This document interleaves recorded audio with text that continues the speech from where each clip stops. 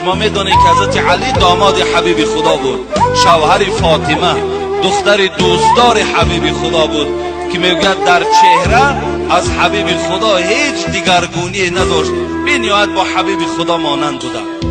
میگوید بار دست فاطمه را گرفتم و خانه خسوری خود پدر یعنی فاطمه حضرت رسول اکرم آمدم و وجدناه یبکی بکاء شدید، آمدم که مثل کودک گریه دارد، بسیار یک گریه سخت داشتند.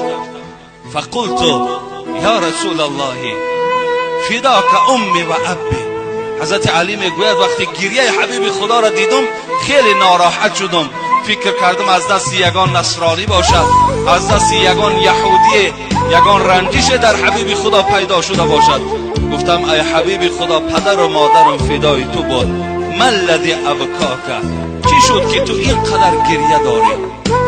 حبیب خدا گشته و به جانب فاطمه و جانب علی چی گفتن؟ گفتن زمان همون شب معراج یادم آمد، شبی که حبیب خدا پیش خداوند رفته بود، سیر جنت و سیر دوزخ کرده بود. گفت همون زنهایی که در عذاب دیدم همونها پیش خاطرم آمد، دیگر هیچ طاقت ایستادن نکردم، برای زنهای امتم گریه میکنم. فاطمه وقتی که نام زنها را که شنید در حال از حبیب خدا پرسید ای پدر عزیز، گفت چگونه زنها دیدی و چگونه عذاب دیدی؟ خواهرای عزیز انشاءالله من باوری دارم این صدای من شاید به گوش اونها رود، این سخن حبیب خداست. رسول اکرم گفت دیدم یک گروه زنها را دیدم که از مویهای سر آویزان بودند، از مویهای سر آویزان بودند. دویم گروهی را دیدم که از زبانها آویزان بود، در حلق اونها چرک و زقوم همون دوزخ ریخته میشد. سوم طایفه را دیدم که پایهایشان براست سینه ها آمدگی و دستها در پس سر بستگی، مار و کژدم اونها را عذاب میداد. چهارم طایفه که دیدم فقط از سینه ها کشال بودن. پنجم طایفه دیدم سرها سری خوک بود، بدنها بدنی خر بود. لیکن هفتم طایفه که دیدم همگی زنها مثل سگ بودن. این حالت دیدم، عذاب اونها را دیدم. از جبرائیل پرسیدم ای جبرائیل این طایفه چی طایفه باشد و چی عذاب، از بحر چی اینها را خدا اینقدر عذاب بدهد؟ حبیب خدا را جبرائیل چی گفتن؟ اینها میبینی که از مویهای سر کشالند، اینها دخترهای هستند که در دنیا نام مسلمانی داشتن رای که روی مال نداشتن، اینها سرهای لوچ بودن. از مویهای زیبای اینها تا جایی که شوهرها راحت کنند مردهای بیگانه راحت میکردن.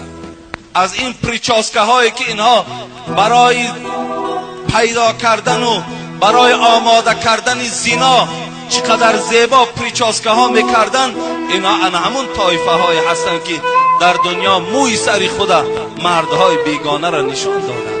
اینها را خدا به همین خاطر از مویهایشان آویزان کردن.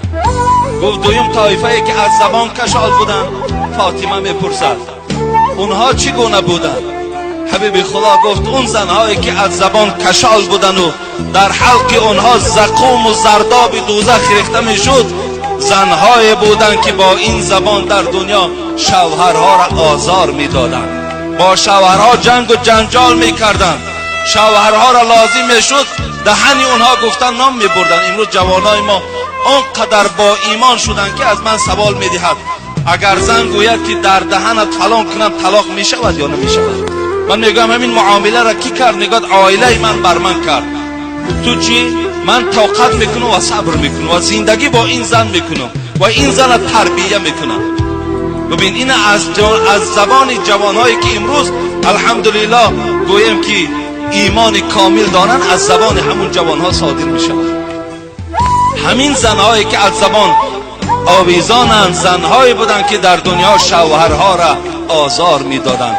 شاید این صحبت من با یگان طایفه زنها نفارد، لیکن همون زنها ایستاده همین سخن پیغمبر خدا را کمی مقایسه کنند که آیا کدام مرد میخواهد که زن او را آزار دهد؟ کدام مرد میخواهد؟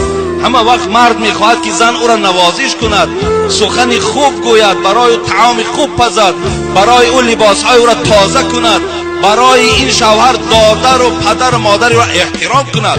همه شوهر اینا میخواهد. دویم طایفه ای که آویزان بودن از زبانها زنهایی بودن که چی بود است؟ شوهرها را با این زبان آزار میدادند. فاطمه میگوید پرسیدم ای حبیب خدا، زنهایی که تنها از سینه ها کشاف بودند اونها چه عذاب داشتند؟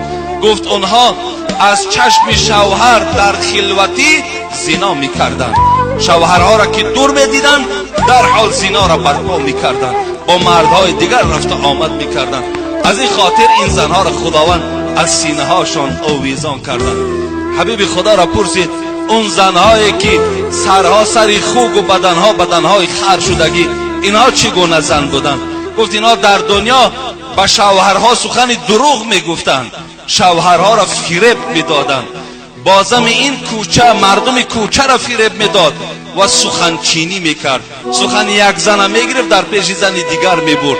از این خاطر خداوند با این معامله بعد با او مراسا کردند. زنهایی که مثل سگ بودند اینها چیکار کردند؟ اینها در دنیا بخیل بودند، اینها در دنیا حسد داشتند. وقتی بهبودی در خانه شوهر را میدید در همو بخیلی میکرد است، در همو حسد میورزید است که شوهر من از دادرم دیده و از برادرم دیده بایتر است و خوشرویتر است و زیباتر است. از این خاطر خداوند این زنها را با این حیوان چیکار کرد؟ مبدل گردانید. از این خاطر من این صحبت بحر چی کرده ایستادم؟ به خاطر که خواهرهای ما بیدار شوند که حق شوهر بلند است. من نمیگویم که زنها حق ندارند.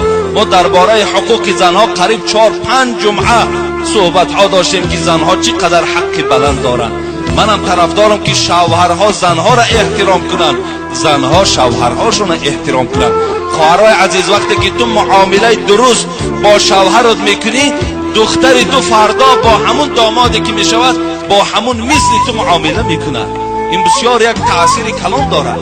در خانه اگر شوهر زبانی خوب داشته باشد، زن زبانی خوب داشته باشد، بچه ها با تربیه میشود. یکی وقتی در خانه شوهرم دشنام زنم به حرمتی که کرد، عاقبت همه فرزندای شما با کلین و با داماد شما این چنین معامله میکنند. از این خاطر بسیار خوب میشد که زنها امروز اطاعت کننده شوهر شوند. برای ما همین زنهایی که شب روز در تلویزیون ها نشان میدهد پدای کوچه های پایتخت پر از دخترهای بی‌معنی شده، پر از دخترهایی که گویم امروز جامعه تاجیکستان فساد دارند. همین تاجیکستان ما پر شده است. بس است بگذارین شما زندگیتان زندگی حلال باشد، بگذارین از شما فرزندکای خوب به دنیا آید، شما آینده راحتی فرزنداتان بینید. حبیب خدا میگوید که یستغفر للمرأة المطیعة لزوجها. تماشا کنین، زنی که اگر شوهرش اطاعت میکند، طلب مغفرت میکند از برای او کی طلب مغفرت؟ الطیر فی الهوا. همین آسمان در کبوترایی که میبینین، آسمان در گنجشکایی که میبینین، همین آسمان در هر پرنده‌ای که نباشد، حبیب خدا میگوید اونها دعا میکنن که خدایا مغفرت کن همون زنی را که شوهرش اطاعت میکنه. بین پرنده های آسمان برای که زنی که شوهر اطاعت میکند طلب مغفرت میکند. باز که والحیتان فی الماء. برادرای عزیز، این هزل نیست، این افسانه نیست. در بحر چند عدد ماهی است؟ ببین میلیارد ماهی در زیر بحرها وجود دارد. حبیب خدا گفت همه ماهی ها در دعاشون دعا میکنه در حق زنی که اطاعت کننده شوهر است. میگوید خدایا مغفرتش کن. تماشا که وقتی پرنده در حق دعا میکند، ماهی در زیر آب دعا میکند، والملائکه فی السماء. حبیب خدا میگوید ملائکه هایی که در آسمانند عدد ندارند در حق زنی اطاعت کننده دعا میکنند. والقمر و شمس، آفتاب و ماهتاب در حق زن اطاعت کننده دعا میکند ما دامت فی رضای زوجها. تا زمانی که زن شوهر راضی باشد در حق این زن همه آن چیزی که نام بردم حبیب خدا بود در حقش دعا میکند. بسیار خوب میشود که خواهرای عزیز نه برای دادر جنگ کن، نه برای برادر جنگ کن، نه برای خواهر جنگ کن، نه برای مادر و پدر جنگ کن. همیشه احترام شوهر را به جا بیار. همیشه هر چیزی که نقشه که میکشد از نقشش بیرون نشو. خاطر فرزندکات، خاطر روز قیامت، خاطر روز گویم که قبر، همه اینا را پیش چشم بیارو. خاطر هیچ کس نبین، خاطر شوهر تا ببین، شوهر تا احترام کن. اگر من باوری دارم همین خواهر که 3 کودک دارد، از پشت همین دادر که جنجال کرده است، 1 هفته در خانه همین دادر بیست، باور که همین دادر خودش از خانه پیشت میکند، میگد برای من تو در کار نیستی. این معامله را در این حیات هممون دیدیم. همون خواهرمون که بیوه می شود، همون خواهرمون که گویم طلاق از شوهر میگیرد، هیچ کدام ما و شما روی دیدنش نداریم. هیچ کدام ما و شما آن معامله و مراسایی را که شوهر با او میکند، هیچ دیگر اولاد اجداد با او نمیکند. و این خاطر به خاطر هیچ اولاد اجداد به شوهرهاتون دلسیاهی نکنید، شوهرهاتون احترام کنید، به قدر شوهرهاتون رسید. یک زن آمد، خدا رحمتش کند، همون زنها را کجاست شد؟ همون زنها برای چه همون زنها دیگر تولد نمی شود؟ برای که امروز همون زوادها ویران شده. زن به منزله زواد است، زوادهای خوب بود در دورش، تولدهای خوب میکردن، فرزندهای خوب به دنیا می آوردن. برای که زنها خودشان با حیا بودن، زنها خودشان خدا ترس که بودن، فرزندهای خوب تولد میکردن. برای چی امروز مردم سوال میداد سعدی تولد نمی شود، حافظ شیرازی تولد نمی شود، ابو علی ابن سینا تولد چرا نمی شود دیگر؟ برای که زوادها ویران شدن، برای زنها بی حیا شدن، برای زنها دیگه از خدا نمی ترسن، برای اینا دیگه فرزندهای خوب خدا نمی دهند.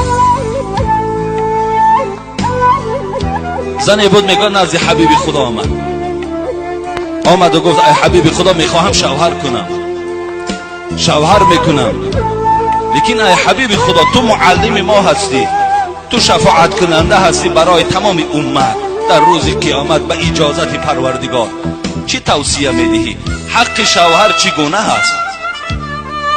حبیب خدا چی گفتن خواهر عزیز گفتن شوهر کن، خوش به حالت.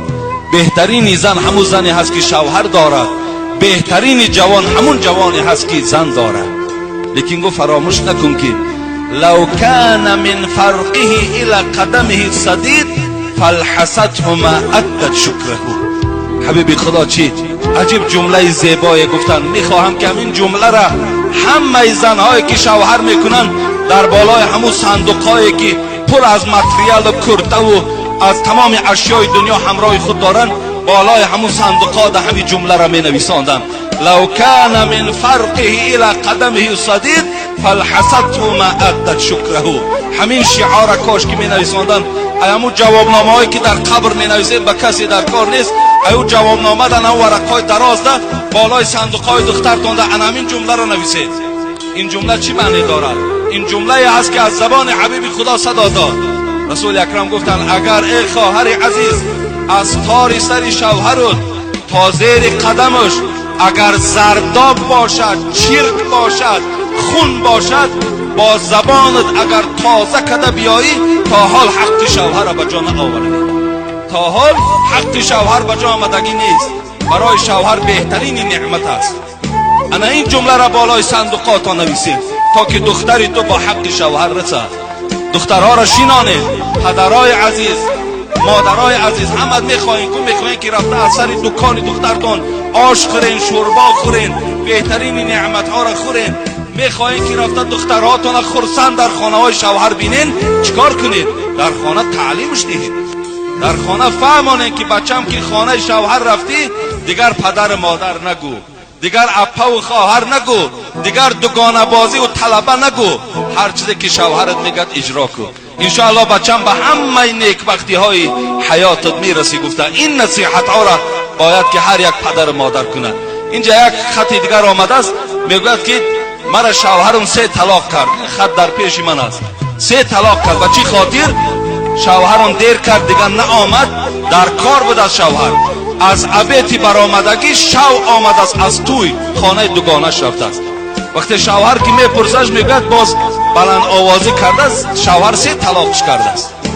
ببین و ما باید که هر یک قدم اون پرسیم و با پرسیدن غلام نمیشیم که پرسیم که شوهر اجازتم نمیدی خانه دوگانم میرم، خانه آچم میرم، خانه اکم میرم. انشاءالله همه شوهرها اجازت میدهند. اگر تو هم را با زبان خوش پرسی، انشاءالله شوهرها هیچ وقت با شما دشنام قبیل نمیدهند.